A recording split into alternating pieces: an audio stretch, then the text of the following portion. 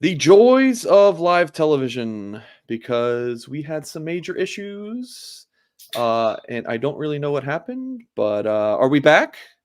Alright, we got some people live with us. That was the weirdest thing. We've been using StreamYard for 2 years, and I hit go live, and we're streaming, and it just says 0 viewers in my corner, and I'm like, "We have viewers."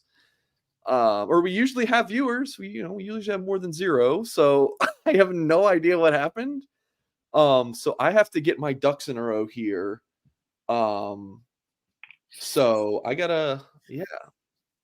Anyways, Tim, how are you, my friend? What's new in your world while I try to figure this? Make sure I get everything cleaned up here No, for you. no, I hear you. As we were saying before, yeah, we got logged on and off there. It's just no, it's just as I'm sure everyone in the chat and everyone going to be listening back. I mean, seriously, it's one day closer to Ohio State is what it is. So Central Michigan's not Marshall. Real quick on that. When we talk Marshall, we got to remember they were like in the top 10 in every single defensive category, and they kicked butt last year. So we're not going to see a Marshall type of football team this Saturday. Notre Dame go out, handle business, take care of it. It's a nice early Peacock game, which is great. Had a noon kickoff last week, a 2:30 one this week. Going to get plenty of rest, get ready for prime time here on the following Saturday against Ohio State, which is just awesome. So I can't wait. I mean, I literally have been bugging you on every single show since the bowl game ended. And hey, Notre Dame is a few hours away from being 4-0 and making this thing a top 10 battle. I keep calling it the Super Bowl in South Bend reality. So I'm excited. Looking forward to chatting with everyone and talking some Notre Dame football. Okay, Tim, as I Gotcha. continue to make sure I have all of this correctly, I'm It's gonna give you the floor. You wanted to talk about when you were rewatching the NC State game, you're charting the deep balls. Can you want to talk about that? You're talking about the strength of the offense being, tight ends and running backs. yeah. It's one thing. We always see this. We always see the yards per pass, which is like one of the Holden Stays one. He catches it basically 2 yards past the line of scrimmage, runs 40, counts as a 40-yard pass.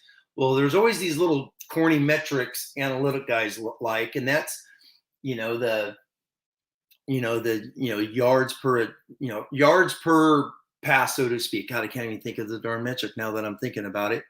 What the actual thing that they call it, but it's where the ball's in the air, so to speak. So if they throw a screen to Price and it's 4 yards behind the backfield, that pass is -4 technically. And one thing I started charting is like, where is Hartman throwing the ball?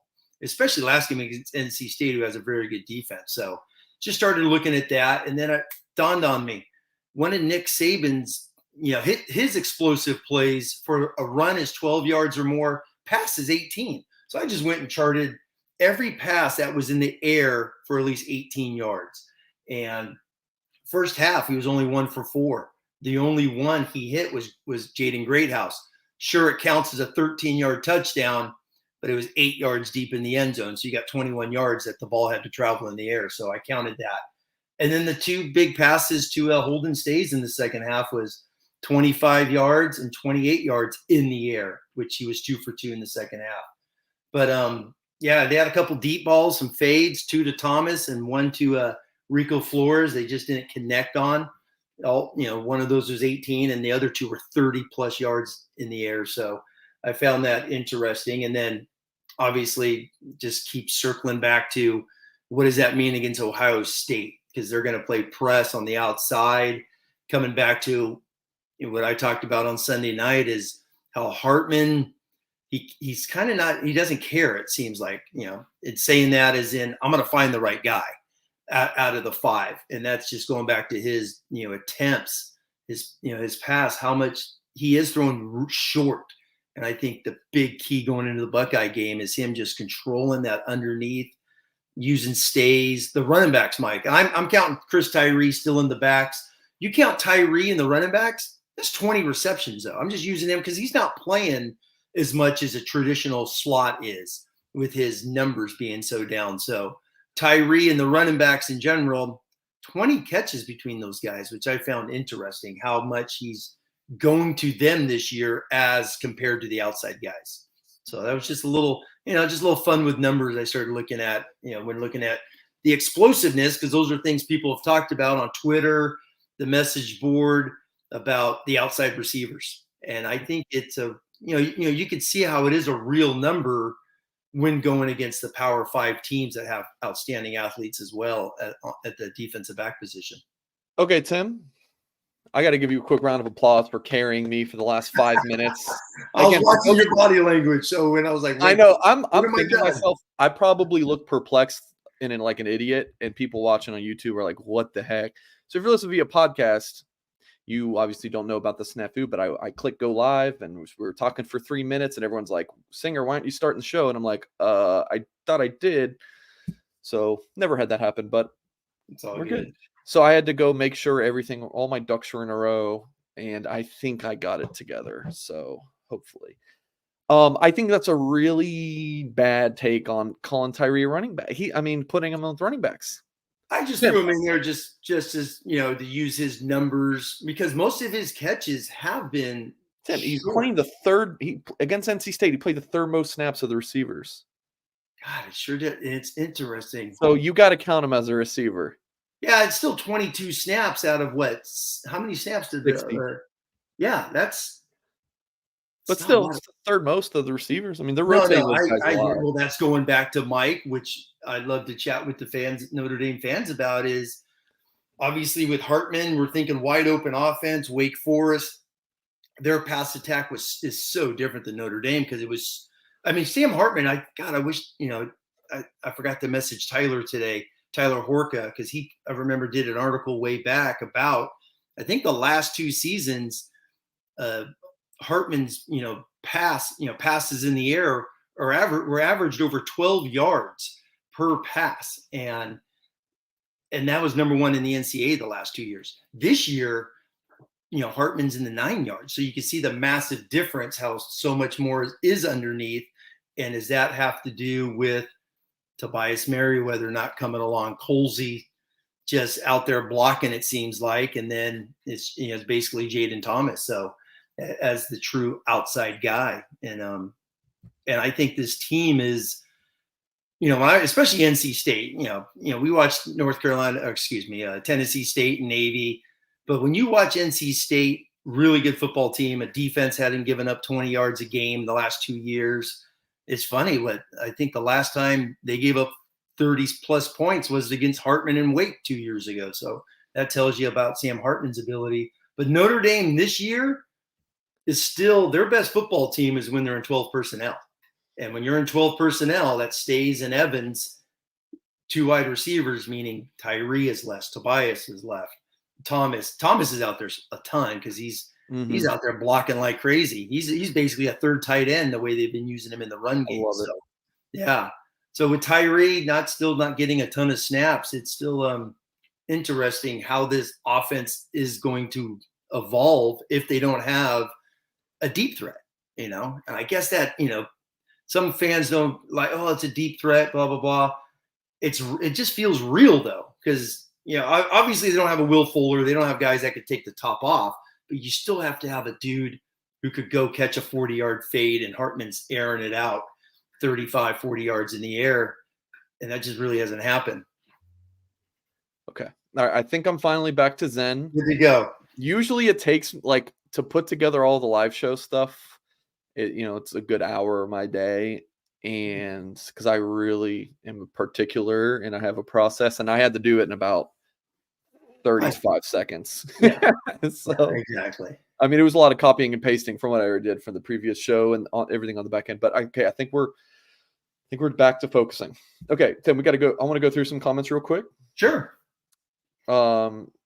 Jeremy said something like, I guess everyone's ignoring my questions. I typed in the chat. Jeremy, what are your questions? It says, what if Georgia, Texas, Florida State, and Michigan all go undefeated? Does Notre Dame get snubbed from the playoffs if they also go undefeated?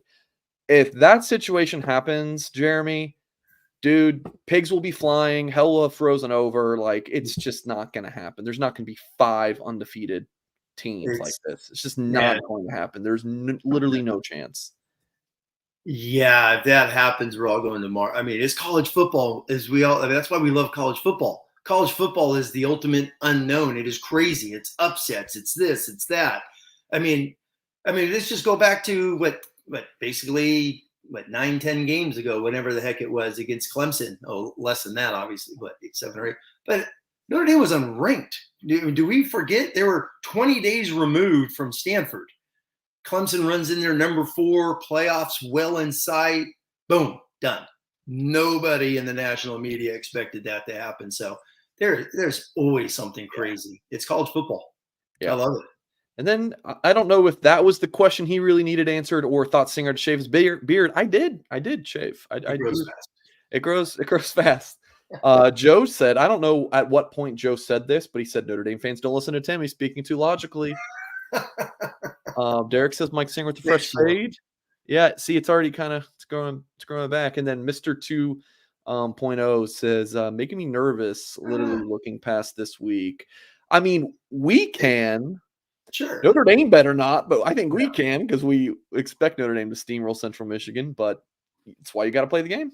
Yeah, and that's just going back to, I mean, this is an older football team too. Last year, a lot of first-time guys. We, as much as we talk about Audric Estimé, he was a first-year player last year. Jaden Thomas didn't even come into his own until middle of the season.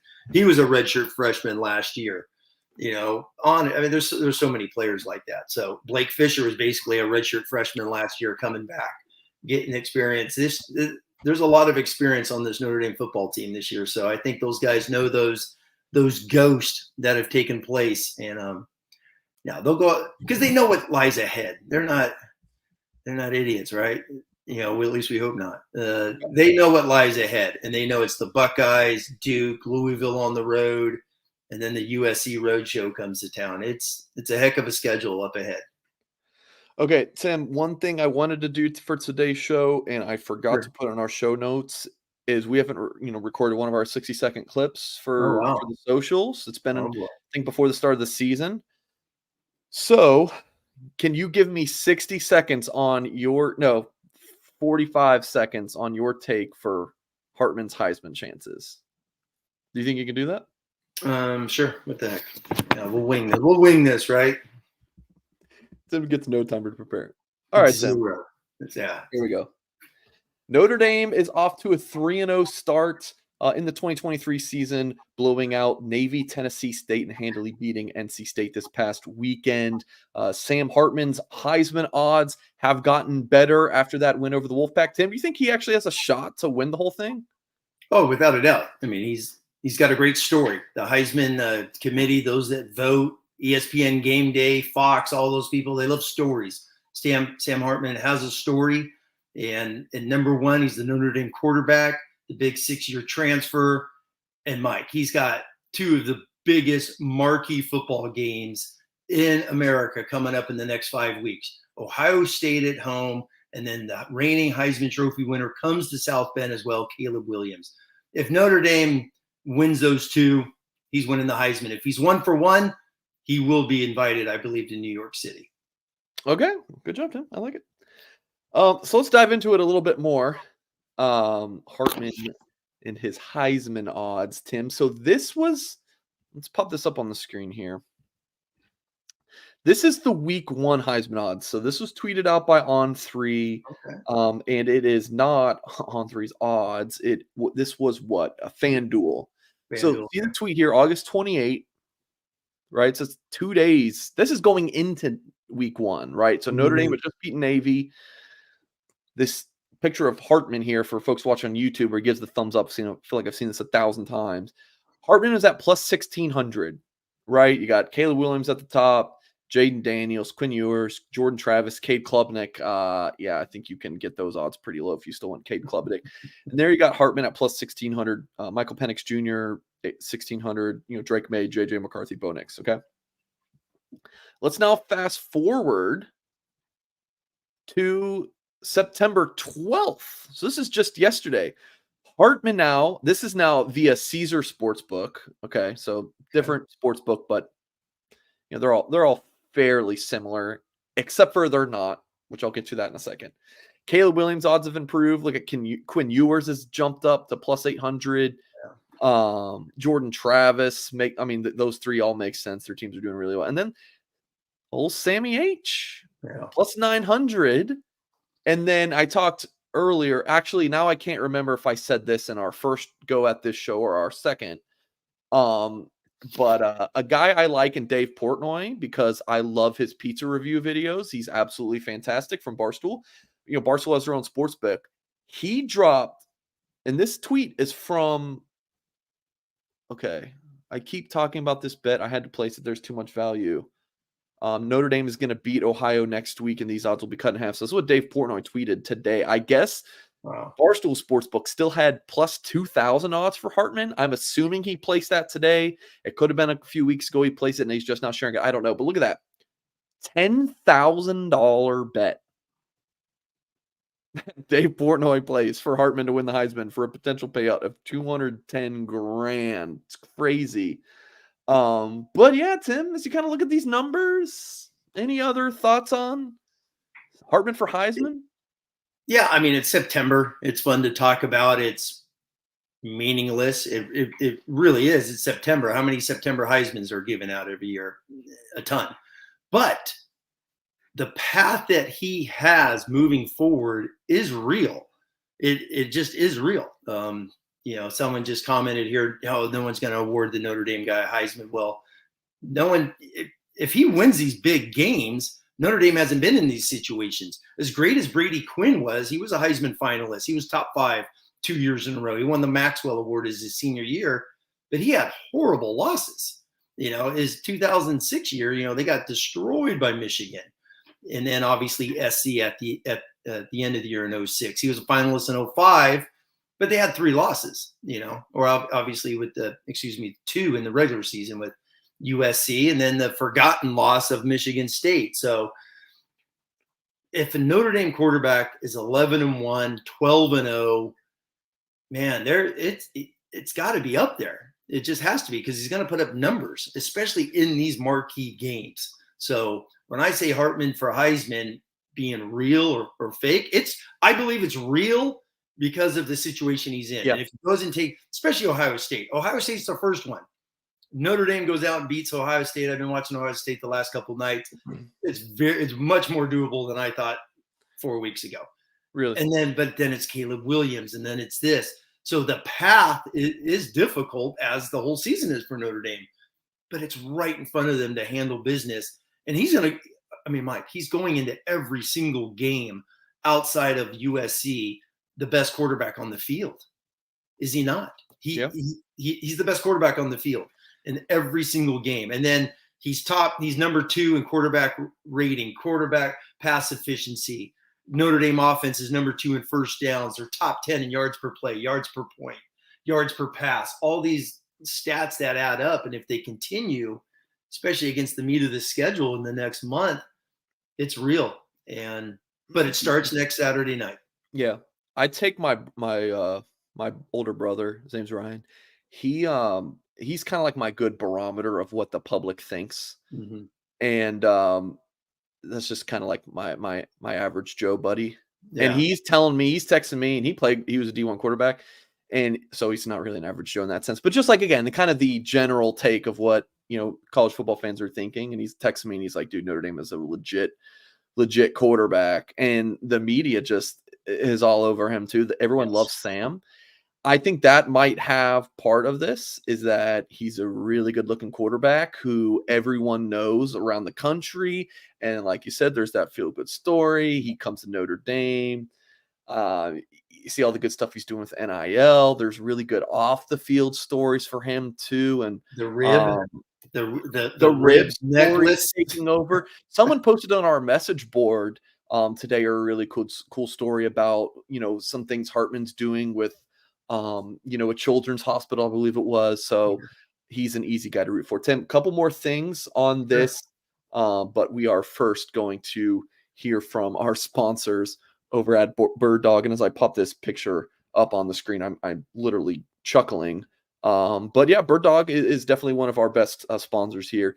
They have slim fit, comfortable, flexible, and stretchy shorts that you can rock this summer and fall. Maybe even some stylish pants and polos, like this polo I am wearing right here. It's not only physically cool, but it is figuratively cool as well. At least that's what my wife told me. You're going to want to check out today's sponsor, and that is Bird Dogs. Their shorts fit way better than the regular stuff you might be wearing, which is made of a stiff, restricting cotton. And Bird Dogs fixed that issue by inventing cloud knit fabric that looks just like khaki but stretches so you get that slimmer fit without having to sacrifice movement. Go to birddogs.com/BGI or enter promo code BGI to get this Hydro Flask style water bottle with your order that I'm drinking right now out of. So that's birddogs.com/BGI or promo code BGI for that free Hydro Flask style water bottle. You won't want to take your Bird Dogs off. We promise you. So, Tim, I just wanted to pop this on. This was a week before the season started for Notre Dame. Our bold predictions. Yep. I said 11-1, and Hartman's going to be invited to New York. Now, there is the caveat of, listen, folks, it's Tennessee and State and Navy and a decent little ACC team in NC State. Sure. But that offense just looks convincing. I'm just throwing this out there. I like Sam Hartman to be invited to New York. I didn't specify whether he's going to win it or not, which doesn't matter. I just think he's going to get invited. So yeah, that's an interesting point. And then the stats here, 48-64, that's 75% completion, 10 touchdowns. That's got to be tied for second best in college football. And that quarterback rating of 222.5 is pretty impressive. So, yeah, pretty good numbers for Sam Hartman this season. Yeah. And it just keeps going back to, I mean, it's up there because of the efficiency. I mean, obviously Notre Dame didn't play lights out opponents, as we know, the first two games, yet they were so efficient.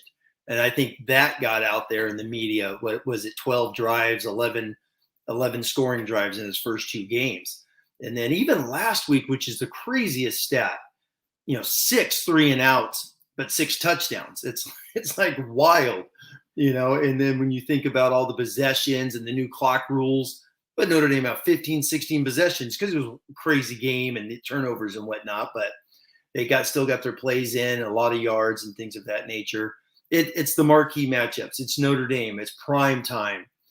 And it does start next week. I mean, seriously, Mike, if they beat Ohio State, Sam Hartman will be solidified in the top 3 the rest of the season.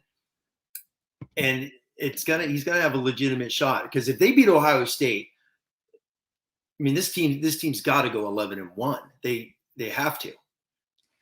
I mean, that's just talking. If they beat Ohio State, there's no way they're going to go. I know people don't. Well, you got Duke, man. No, there's no way. It's almost like 2012 when they beat Oklahoma and then they just took care of business the rest of the way. So your point is not that they couldn't slip up. Sure, your point is more that if they beat Ohio State, they're a really darn good team and they're going to beat everyone else. That's kind of your point, right? Yes, and then you still got Sam Hartman, who's a 6-year senior. You got all these 5th-year linebackers. You got Cam Hart's a 5th-year captain. Obviously Joel Alt is 3rd-year starter. Zeke Carell's a 5th-year guy. You just got old dudes all over the place. Botello, obviously Baptiste, Nana, Howard Cross. There's a lot of old dudes on this football team, and I don't see them just hanging out, chilling. Because if I'm Marcus Freeman, the first thing I do is just put the scoreboard of Boston College 93 in everyone's locker. Like, you guys want to celebrate? This is what happened, 7 nights later. So, and I don't think that will happen. I think this team will be extremely focused moving forward. Not that they won't. Even if they lose, they still got the mojo. But the Ohio State thing just sets up the season. It just sets it up perfectly. Okay. A couple super chats to get to. Trash said, these refs were trash. The NC State fans were trash. Your name is fitting, my friend. The Irish weren't trash. Like and subscribe. Go to the shop. Good to go. Yeah. Yeah, refs are refs. I wasn't at the game, so I don't know about the NC State fans. That rain definitely took them out of the game. And yeah, the Irish were not trash. But with you being having the name trash, I will just take your word for it that trash. My friend Hond, he is a member of the Loose Emoji board, is popping in for the show. He says, finally, love the show. So I think he's saying finally he's getting to join live. He says, and this sets up perfectly for our next discussion topic. We're going to talk about 2025 quarterback recruiting, and then we're going to get the Jack Sobel, Blue and Gold beat writer. He's going to make his debut on our Notre Dame football show. But if you watch our Monday Marcus Schumann press conference updates, Jack does a really good job. So we're going to get to Jack in a few minutes or so. So why not hold out for the Deuce Knights of the world? This is Han's question. The portal is setting up Notre Dame nicely. Okay, so interesting point here. So yeah, to give kind of a quick recap, Notre Dame is really down to 2 quarterbacks in the 2025 class. It's Deuce Knight. Says he's listed at Nashville, Tennessee Lipscomb Academy. He's back at his old school in Lucedale, Mississippi. It's George County. It's Deuce Knight, the number 39 overall player, number 3 quarterback. And it's Bear Bachmeier, number 111 overall player, number 9 passer in the 2025 class. And Tim, I don't think this is a secret to anyone who's followed quarterback recruiting for the Irish. I don't think this is I'm 99% sure this is not a secret to Bear or Deuce. Notre Dame's basically said, we love both of you guys. We're going to take whoever wants it. And I think it's a good strategy, Tim, if they truly do really, really like both quarterbacks, and would be over the moon with either, because part of this, what it does is it kind of puts the squeeze on and says, let's make your choice. Who really wants this, rather than having a Dante Moore situation where it kind of gets dragged out for several months, and then you get left at the altar, and then you miss out. I really think Notre Dame could have had Jackson Arnold last cycle if they would have played their cards differently. I think they could have had Chris Vizina. Of course, Arnold, a 5-star, who's the future at Oklahoma. Chris Vizina, currently at Clemson. He was another big-time passer. I think ended up a 5-star, at least per one outlet. Might have been on 3. I think they learned from that, Tim, and I think they're, like, if this would have been the 23 class, maybe they say, Bear, we're going to put you on hold, and because we've been going after Deuce a lot longer or whatever. I think that they're just kind of Deuce is far from a guarantee. If you tell Bear no and you just go after Deuce, you there's a good chance you lose both. So I like this move, and Tim, he's a really good player too, and we'll watch his film. Oh yeah, I mean, let's just talk about Bear. Zach, you're not getting chopped liver here. You're getting a top 10 quarterback. You're getting a guy at one of the outstanding high school football areas and leagues down there in the Marietta, Temecula, the I-15 of Southern California, the Riverside County, San Bernardino football region is outstanding football, where they compete in. So yeah, you're getting a really good football player. So the whole question of hold out for Deuce, well, is he that 100% more elite than Bear? You watch Bear's film and you're like, this guy could play college football. I mean, he is good as could be. And real quick, going on your point as well, Mike, is learning from the Dante thing was a little bit of last year as well with CJ Carr and Julian Sayin, where Notre Dame probably could have had either or, but CJ was just ready to roll early, where Julian wanted to wait. Not that was, as you know, that recruiting, it didn't really go that way, but CJ wanted to commit early. CJ Carr is a heck of a national quarterback. You take it. It's the same thing I feel in this situation of take the Bear. I mean, if he's ready to roll, he comes out there, he loves it. If not, the Mike Singer take of, if you tell Bear, we want to see you a little bit more, talk to you later. All right, I'll go to Stanford. I'll go to Alabama. I'll go to whoever, the other programs. So you're picking between 2 top 10 quarterbacks is the way I look at it. Absolutely. And Tim, I really think Notre Dame really screwed the pooch in 2023 quarterback recruiting, and they got lucky. They honestly just got lucky. Minchie, they got lucky landing Kenny Minchie. They did. I talked to all sorts of sources. I remember talking to Kenny the day before he announced his day or two before he announced his commitment, and I remember asking him, I'm like, what was Notre Dame's contact with you like? And he was like, that Coach Reese checked in with me once a week. You would hear from Chad Freeman. They just kind of checked in, kept it warm. because Notre Dame offered him in late July, trying to flip him from Pitt. He had committed to Pitt in April. They offered him right before the August dead period. So it was just like the timing, it was just not great. And then just kind of kept in touch. That's the good thing that Notre Dame did. But Minchie basically decided Pitt's not great. I want to go to Notre Dame more than something that Notre Dame did amazing. Because they came in late. Oh, yeah. Right before the start of his senior year. That is extremely late for quarterback recruiting. So all that to say, we look at 23 quarterback recruiting and say, yeah, they almost had Dante, but they ended up with a really good one in Minchie.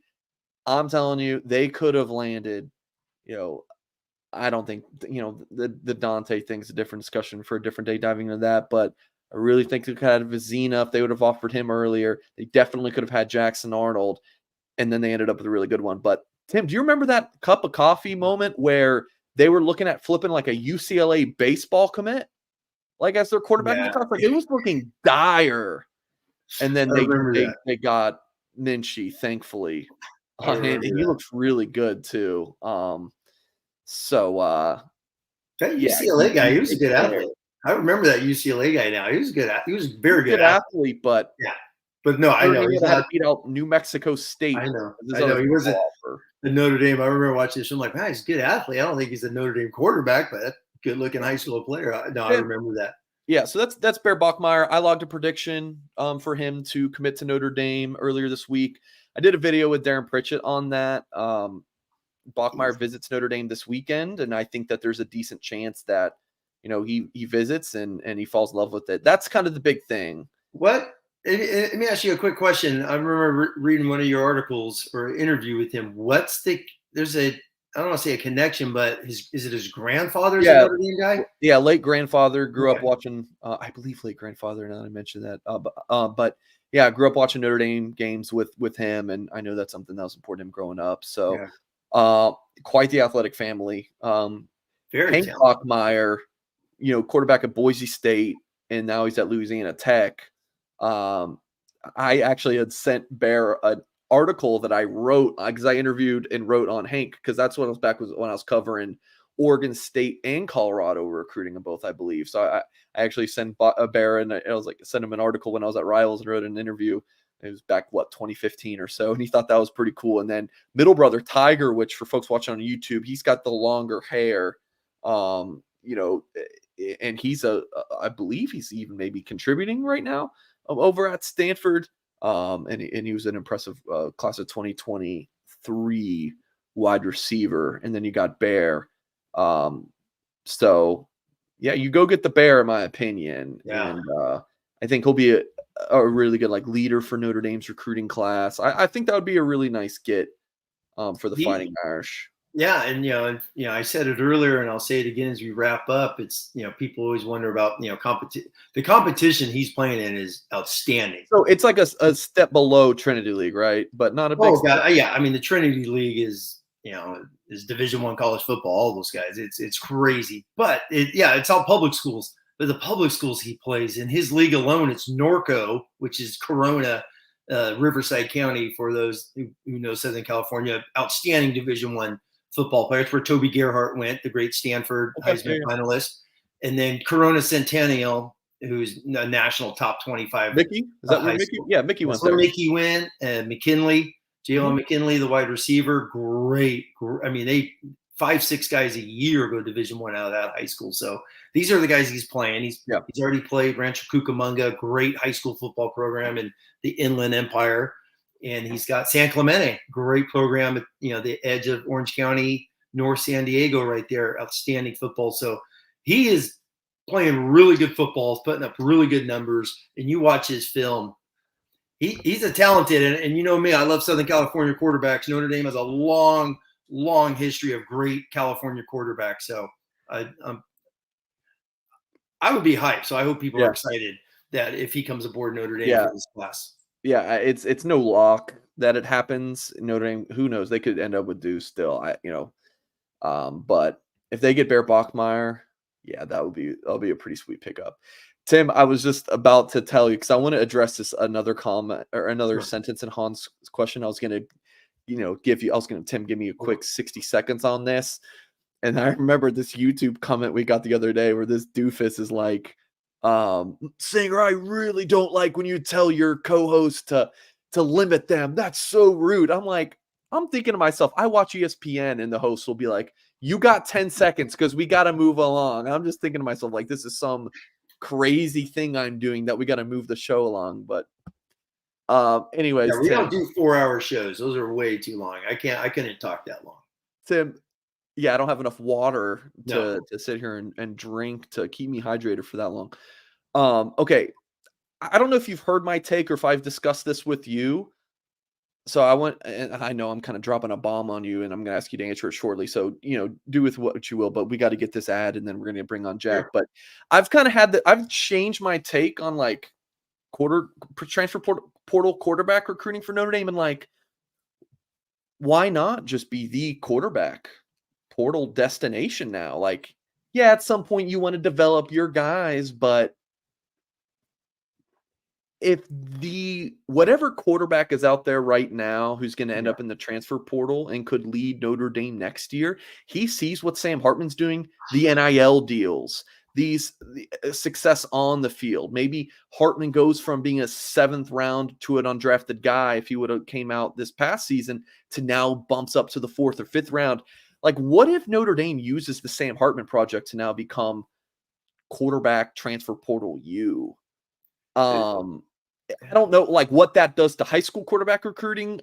I don't know. That's you would imagine not very good, but thoughts on that, Tim? I don't know. Yeah. It's just kind of a thought I've had. Yeah, it's yeah, and yeah, obviously it's the second one in 3 years. You throw in Jack Cohn, who has played in a Rose Bowl, goes to Notre Dame, wins 11 football games, throws for over 500 yards in his last game. So he had an outstanding season, came in to be the 1-year player, which he was, the same as Hartman. It's man, it's going to be a fun conversation as the season goes on, thinking about next year. Obviously, I've said I truly believe they're going to do it again. I just do, because of the youth, unless they. And it's interesting because Freeman, as I've said, he loves that word experience. He just does.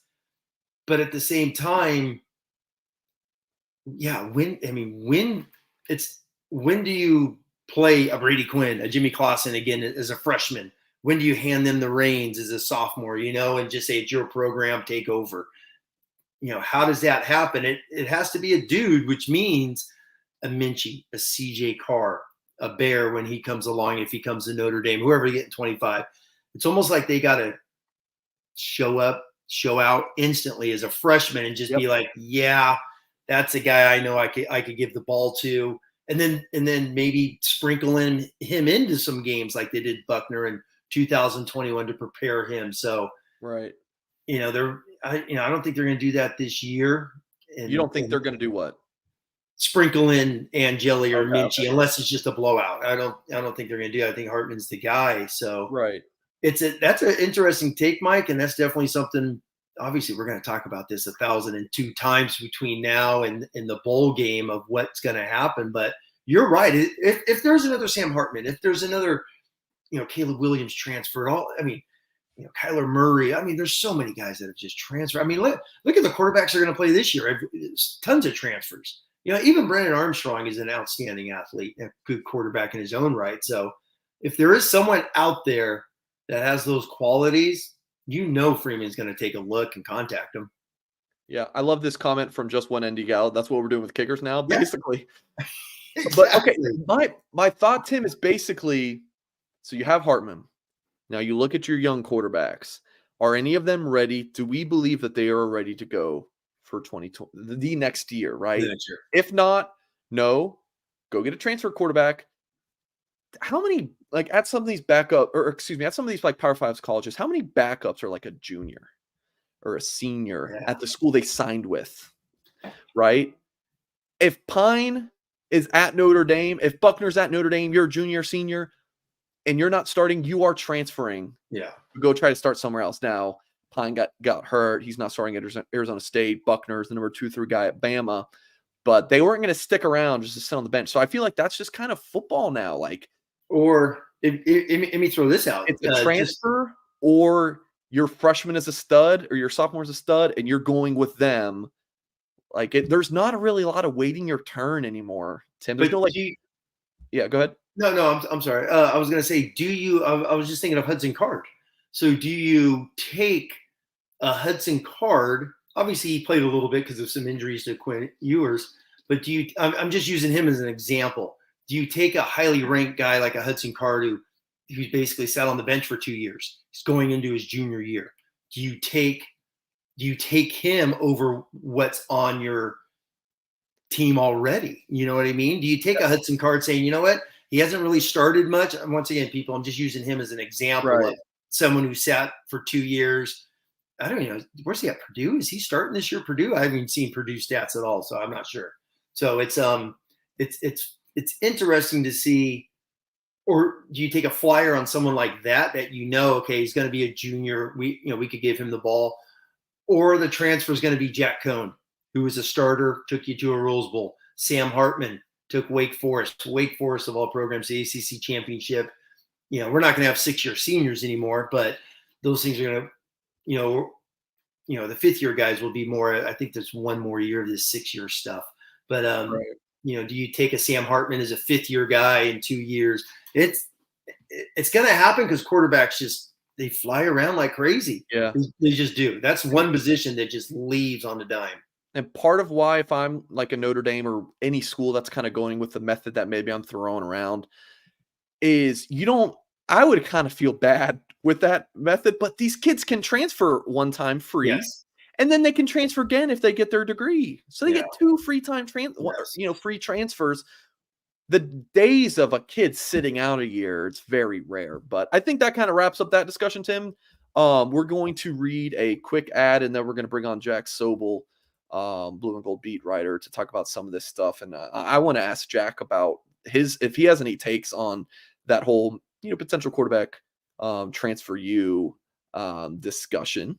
But first, I want to talk to you about the ticket buying process, folks. It can be stressful at times. Once you find that event you want to go to, you got to get the seats you want. You got to go through the purchase process.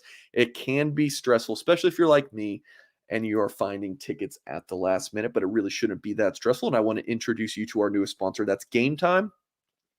GameTime.co, folks. It's not .com. GameTime.co. It's a fast and easy way to buy tickets for sports, music, comedy, and theater near you with killer last-minute ticket deals so you can relax and get hyped for the fun you're going to have at that event. And with the promo code BGI, you'll get $20 off your first purchase. Again, folks, BGI, and they will guarantee that you'll get the lowest price or you will be refunded 110%. You don't need to plan months in advance since they have deals right up to Game Time. Snag the tickets without the stress with Game Time. Download the Game Time app, create an account, use that promo code BGI for $20 off your first purchase. Terms apply. Again, create an account.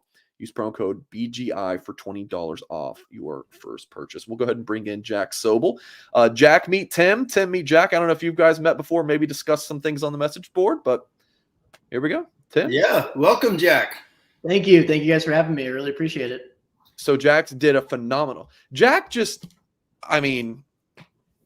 he gets hired. When, Jack, did you start in March? June 5th was day one. Okay, so June 5th, that was 3 months ago. I thought it was 6 months ago because Jack just hit the ground running, and his boy Tyler is in here gassing him up. You love to see it. Jack has hit the ground running so much, and much kudos to Tyler. I'm sure Tyler did a really good job of getting you prepared. But yeah, for you to go from June 5th, Irish Invasion. That's when I got to meet you. Or I guess that was June 4th. And then, you started that Monday to where, really a phenomenal job. So make sure you guys follow Jack at JackSobel56. So he did a really good job covering fall camp. He does the Monday Marcus Schumann press conference update with me, and making his Wednesday night debut. So Jack, did you have any takes on the whole quarterback transfer discussion? Do you think that's, again, I kind of like the idea of, you see what you have with your young guys, you go to them if you believe that they're better than what's out there in the transfer portal market. I don't know. It's just an idea I'm throwing around. What do you think about it, Jack? Yeah, I mean, it's definitely an interesting idea. And like, my instinct is to say, well, Sam Hartman doesn't come along every year. But then again, you have, Michael Penix Jr., Bo Nix out on the West They Coast kind of do. playing outstanding football right now. And you have Caleb Williams, who's different. That's a rare case. He was playing, but his coach left for USC.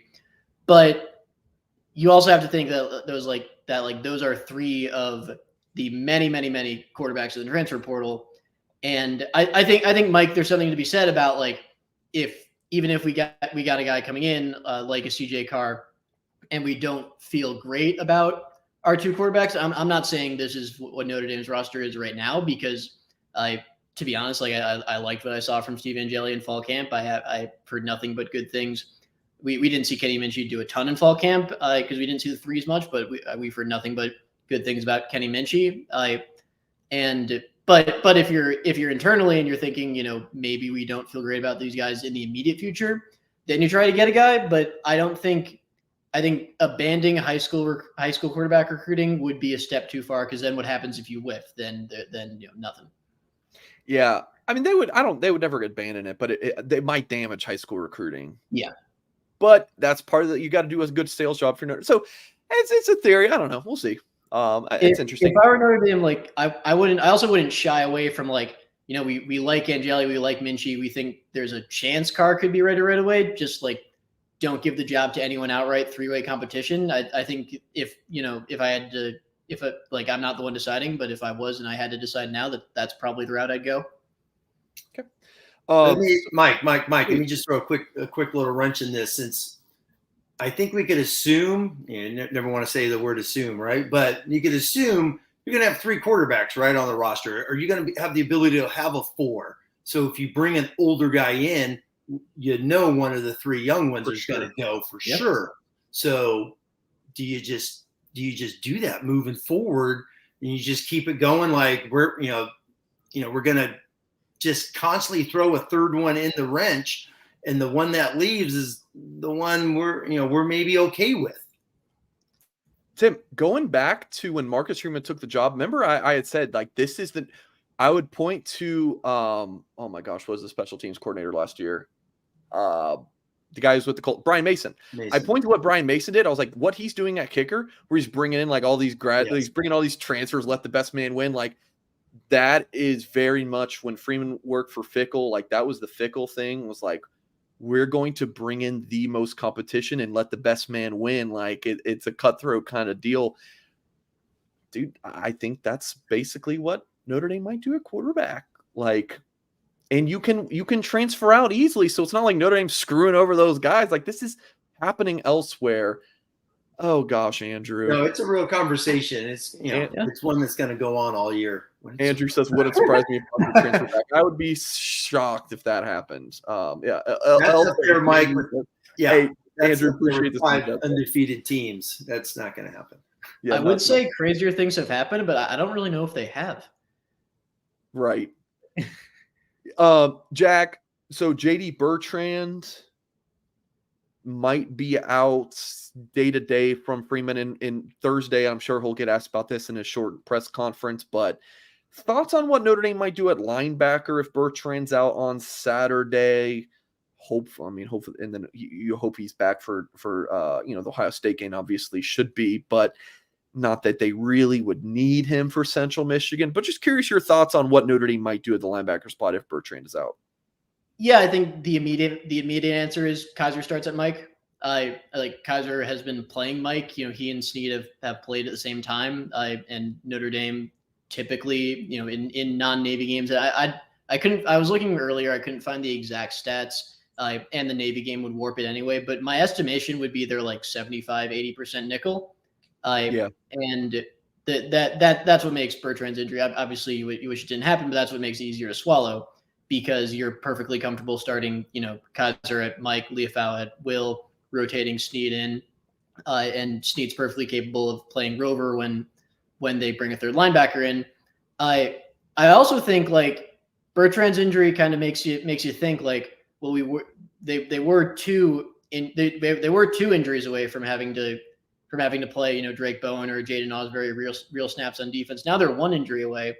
if the Central Michigan game goes the way I think it's going to go, which I think is going to be about like the Navy game went, I would almost like get Bowen and Osbury in there at the start of the second half, kind of like they did with Angeli on offense, where they get those two in there with the rest of the first team defense, have them operate the first team defense and see, not necessarily see if they're capable, because this would be for a situation where you need them to play anyway, but just get them some work at it in case that situation arises sooner than later. Tim, you in agreement with Jack? Oh yeah.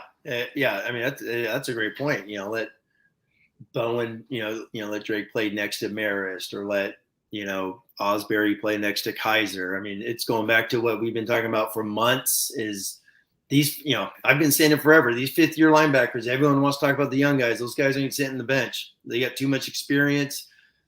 They've been around. I mean, they've seen everything, and they're playing lights out this year, especially Marist is playing lights out in these 3 games. So, yeah, I think that'd be awesome if they could get a couple of those young guys with the fifth-year guy in there, rotate a little bit, and then, I mean, this defense is top 10, top 15 in like every single national category. So if they go out, handle business, kick butt right from the get-go, get some of these guys in and let them play the whole second half.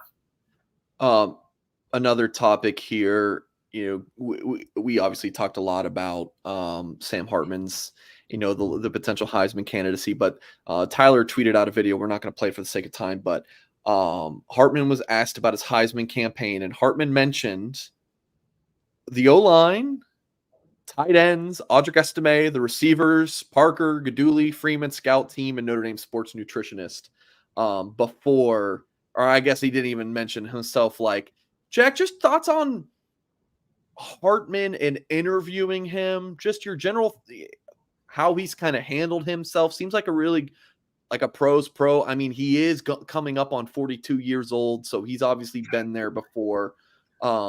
Kidding. But yeah, thoughts on getting to know Hartman a little bit, Jack? I mean, he is about, I think, 22 months older than me, so there's that.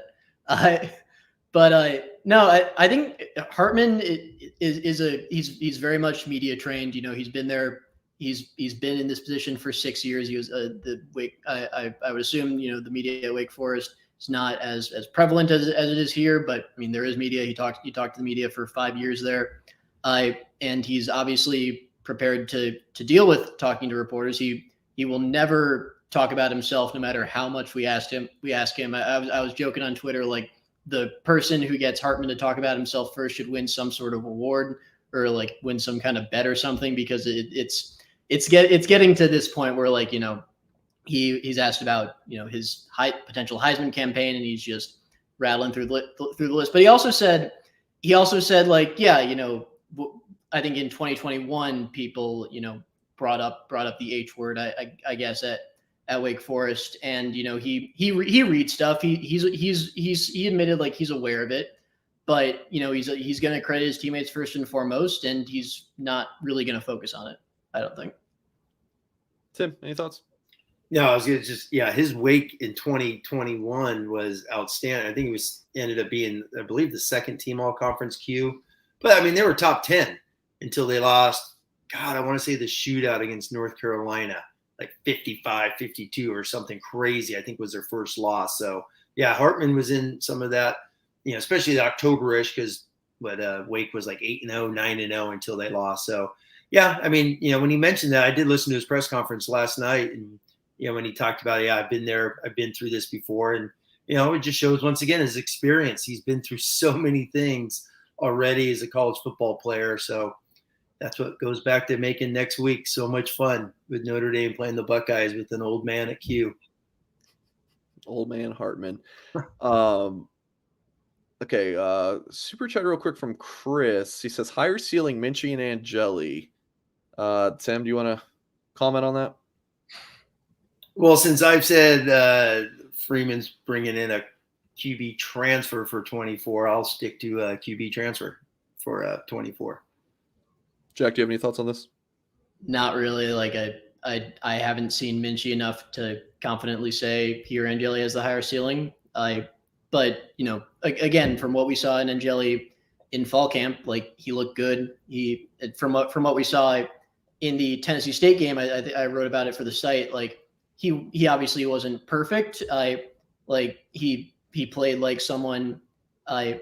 He played like someone in his first college action, but he showed enough to the point where I would be warm on giving him a shot to earn the starting job next year. Yeah, I love everybody saying, yeah, we know who Singer's picking in this QB situation. Look, you guys know I'm very fond on Angeli, and but I would say I don't know. I wouldn't be able to pick. I don't know.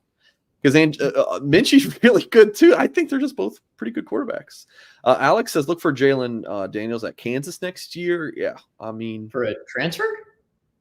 Yeah, he might be. Yeah, he might be done, but correct. Is he a fifth-year senior or? I have no idea. That all these NCAA rules. It's like people just keep playing. It seems like. It's also hard to. It's very hard to predict at this point, like who's going to hit the portal. You just never know. Yeah. Daniel. Appreciate the super chat, Alex. Kevin, no water boy mention. But going back to the tweet Horkin put out about Hartman, I thought that was funny. And then Mr. Dorito says, I think Mike Singer would make a great transfer quarterback for Notre Dame, Heisman caliber potential. Yeah, you got the hype for it. I do. I'm surprised Hartman didn't put me on his list about, the Heisman campaign. But yeah. So one other thing that you posted really interesting this week at Blue and Gold was you said you had what was it, an NFL draft scout friend or a good friend of mine is an not amateur, like he gets paid for it, but his kind of side hustle is doing NFL draft analyst, analysis. I've known him for a while. He's written he's written for some outlets like SB Nation, DraftWire with USA Today for a while. But he knows his stuff, and he texted me the other night, like, he didn't think he would go pro at before the season, after this season, but based on Estimé's start to the season, like he wanted to watch him for the first time the other night. So I'm like, all right, let me know what you think. I don't know if you can pull up what he said, what I posted on the board, but he was pretty fond of Estimé. He gave him he said early day 3 for when he could get drafted. Obviously it's very early, but that's his first take. Yeah, it's interesting. Yeah, I posted on that the blueandgold.com message board. I won't pull it up just to give little people a reason to go subscribe, and please do at blueandgold.com. Always good stuff. Jack and Tyler do a fantastic job covering the team, and I think myself and Kyle do a pretty darn good job on the recruiting side of things, and you get insight from Hyde on there as well. So and conversations with thousands of other Notre Dame fans. Tim, what do you think about Audric Estimé and his NFL potential? The running back position 20 years ago, you could go top 5, like what was it, Ronnie Williams or Ronnie Brown. Sorry, I'm a Dolphins fan. I called him the Auburn Ronnie guys. Brown and Cadillac Williams, both from Auburn, go in the top 5. Those days are gone. But what do you think about Estimé's draft stock? Yeah, you could go back to Kijana Carter. What was that, 94, 95? The Heisman finalist Penn State goes 1 or 2 in the draft, plays the first snap in a preseason game, blows his knee out. Yeah, teams are like, whoa, what are we doing here, giving these guys this money? No, running back is they got some they got some dudes. I keep saying I just want to see Love get double-digit carries. Just God, I want to see that guy get carries. He's unbelievable. The more you watch him, it's like he's not just an outside zone stretch guy. He's a running back. That guy's legit. But with Estimé, with running backs, I know with NIL come back, but man, do you just do what Kyron Williams did? Do you do what Josh Adams did? Do you do with so many other running backs? And you just strike while the iron's hot, meaning, bam. If you're a 2-year starter, you're a junior, do you just go to the NFL and you just fight like crazy to try and get to that second contract or to make as much money as you can in the NFL? Because the NFL is obviously real money.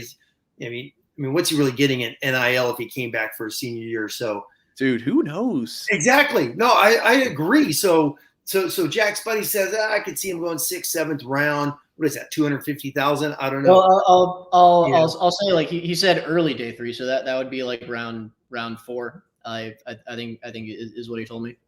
Yeah, I think Estimé could be a good solid in the box, go get you 3.5, 4 yards a carry NFL type guy. And, obviously coming out of Notre Dame, he'll have, blocking. He's, good person, all those things that come with being a Notre Dame football player heading the NFL. So, yeah, I mean, I could see him definitely making a roster and playing. So I would not be surprised if he leaves. I mean, I've predicted it forever. I think he is going to go because I think you have to give it a shot. When you're a junior, especially he's a 2-year player, he's going to have 400 carries, 350, whatever the number is. I don't know what his total number was last year. So look that up compared to, let's say he gets 200 this year.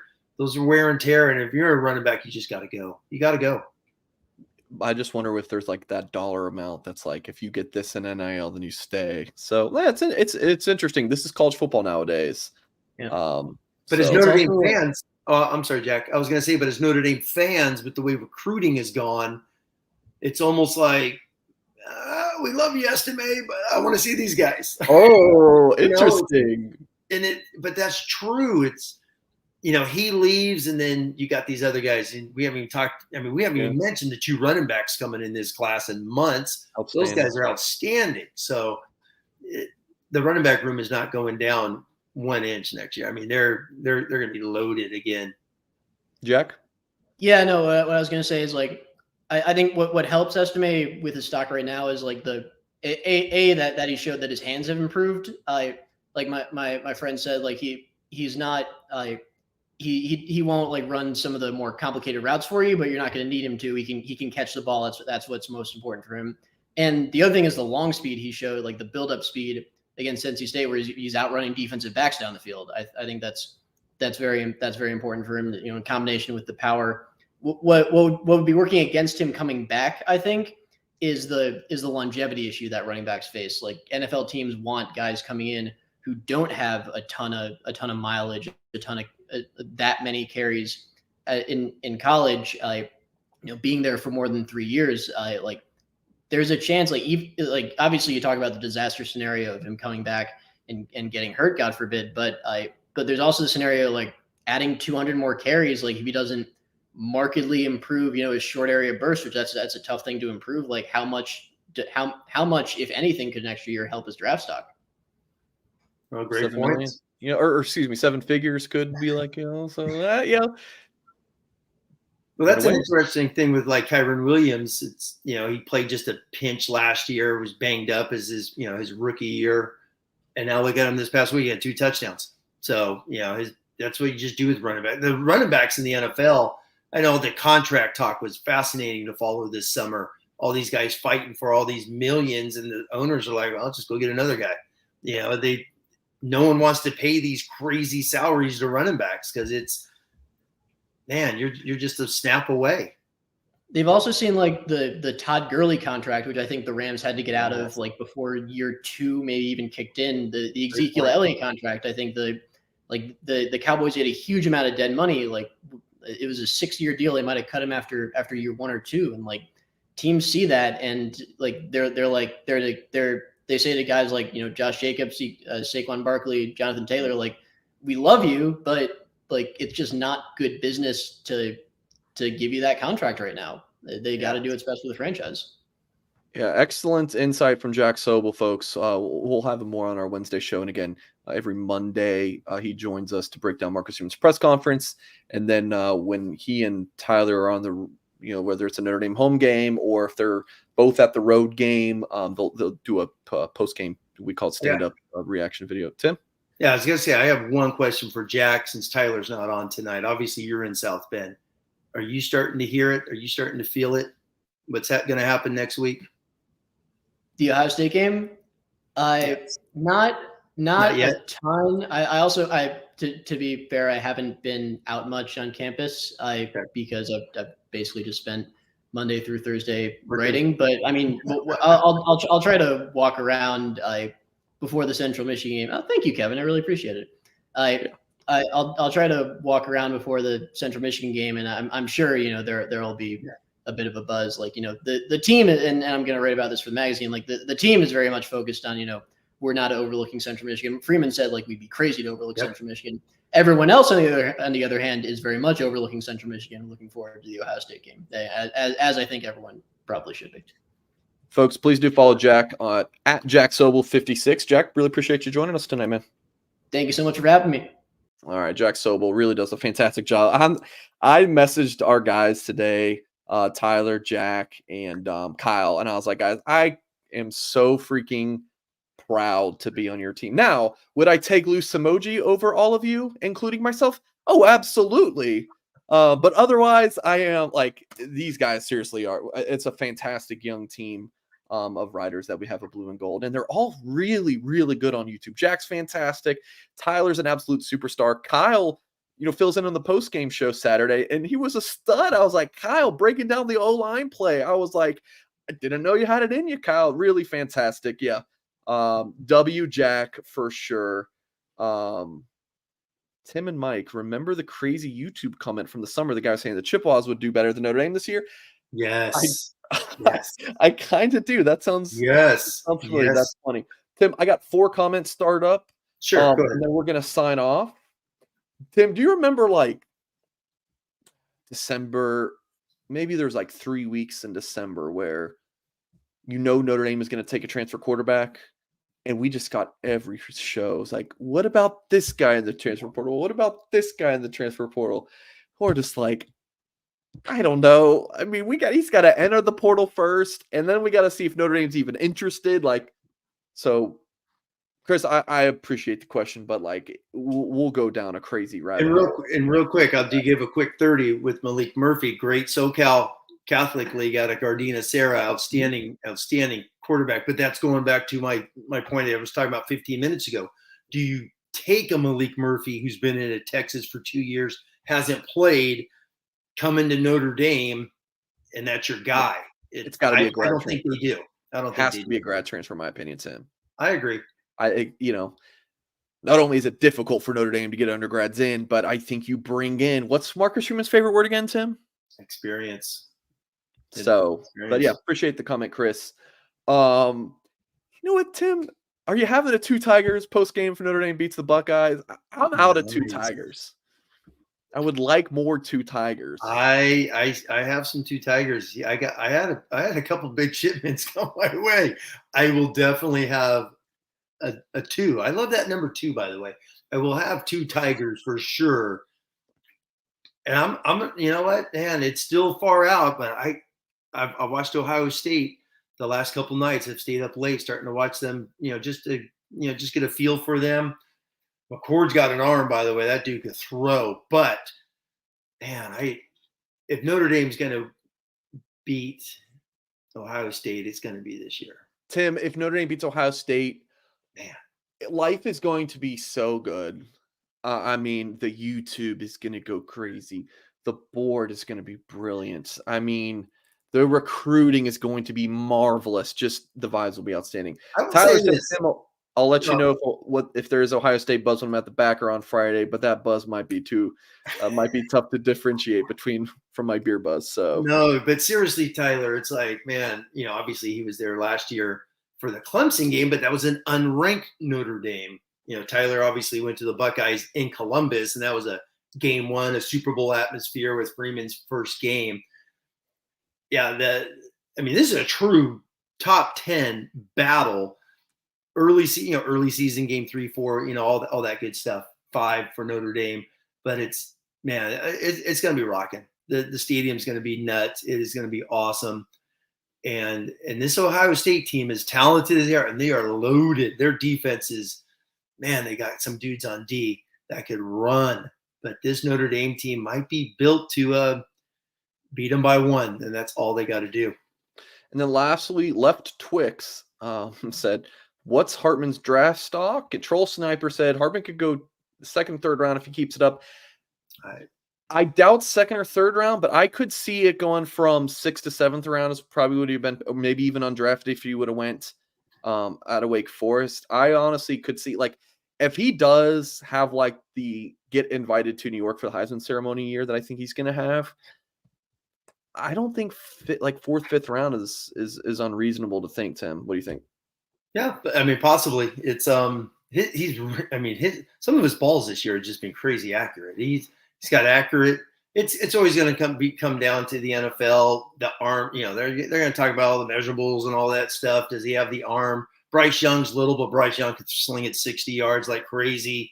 Same thing with Russell Wilson and all these other ones. So it's always going to come down to that. I don't know if Hartman has that.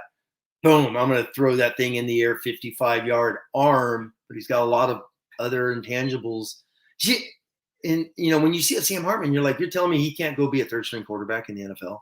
It's like there's so many bad quarterbacks in the NFL, right? When they take the field. And Ian Book, a big, obviously Notre Dame guy, won a lot of football games for Notre Dame. He just got signed to the practice squad today for the New England Patriots. You're telling me Hartman can't go do this for the next 4 or 5 years? I think he can. Yeah.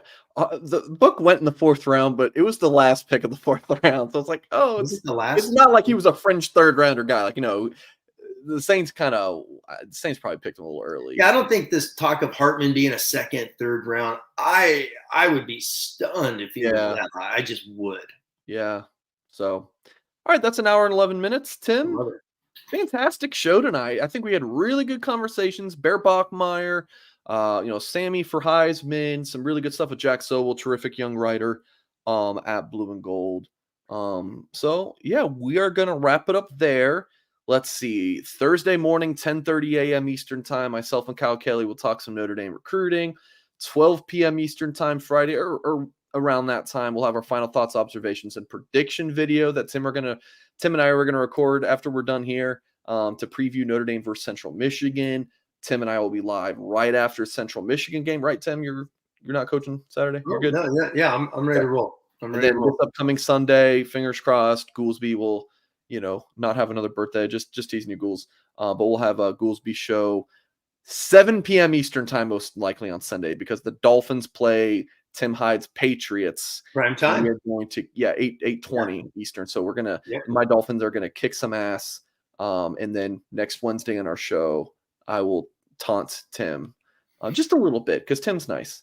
Yeah. No, I was gonna say before. Reminder: the game's Peacock 2:30, correct? 2:30. 2:30 Eastern, Peacock. We should, the way the clocks are now and the plays, 5:30, I'd say 5:40 is my prediction. I was close. I got the Navy one right. Yeah. So I'll go 5:40. We'll go live. That's my prediction. All right, we will sign off there. Really appreciate you folks for watching. Hit that thumbs up if you're watching on YouTube. Subscribe to our channel. Go to blueandgold.com for all Notre Dame coverage. You're listening via podcast and you haven't left us a review wherever you listen to your podcast, please do that if you enjoyed the show. And as always, folks, we appreciate you, and we'll catch you next time.